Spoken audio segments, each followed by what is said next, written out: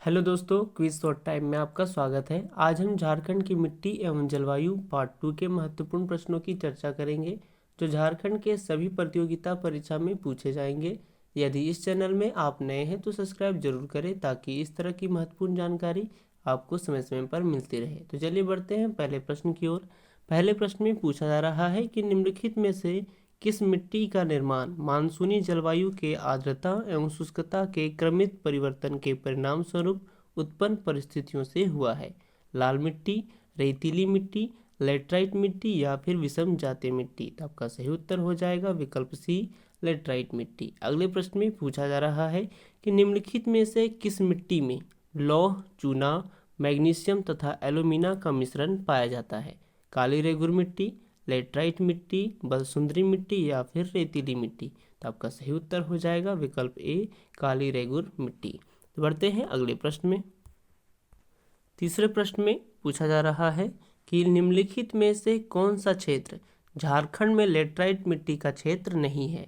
राजमहल का पूर्वी भाग, ढालभूम का दक्षिण पूर्वी भाग, पश्चिमी रांची तथा दक्षिणी पलामू या फिर दामोदर तथा स्वर्णरेखा नदी घाटी? तो आपका सही उत्तर हो जाएगा विकल्प टी, दामोदर तथा स्वर्णरेखा नदी घाटी क्षेत्र झारखंड में लेटराइट मिट्टी का क्षेत्र नहीं है। अगले प्रश्न में पूछा जा रहा है कि झारखंड में निम्नलिखित में से कौन सी मिट्टी सर्वाधिक उपजाऊ है?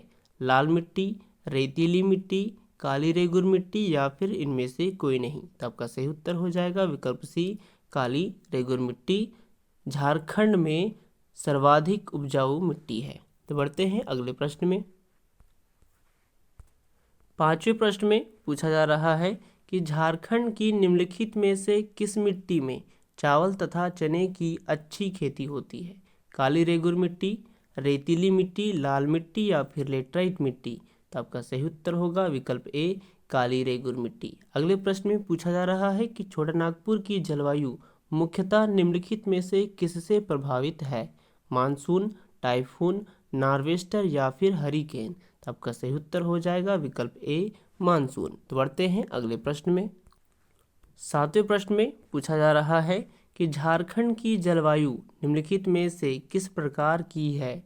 आर्द्र मानसूनी, उष्ण मानसूनी, दक्षिण मानसूनी या फिर शीत मानसूनी? तो आपका सही उत्तर होगा विकल्प बी, उष्ण मानसूनी।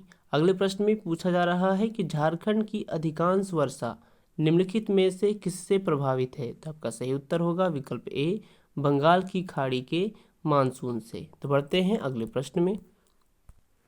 नौवें प्रश्न में पूछा जा रहा है कि झारखंड में ग्रीष्म ऋतु की शुरुआत निम्नलिखित में से किस महीने में होती है?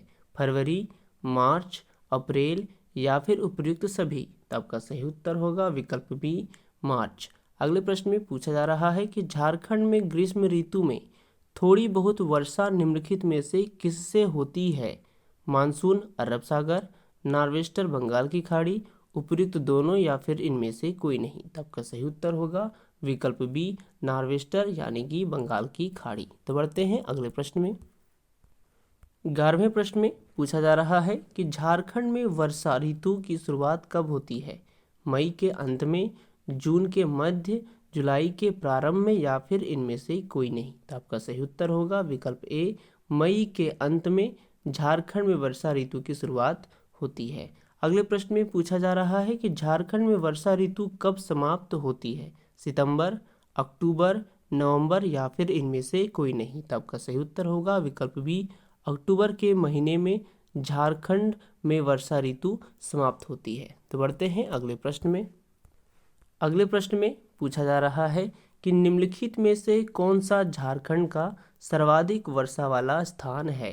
सरायकेला, नेतरहाट, नामकुम या फिर बेरमो? तो आपका सही उत्तर होगा विकल्प बी, नेतरहाट। अगले प्रश्न में पूछा जा रहा है कि निम्नलिखित में से कौन सा झारखंड में न्यूनतम वर्षा वाला क्षेत्र है? पलामू, चतरा, उपयुक्त दोनों या फिर इनमें से कोई नहीं? तो आपका सही उत्तर होगा विकल्प सी, उपयुक्त दोनों।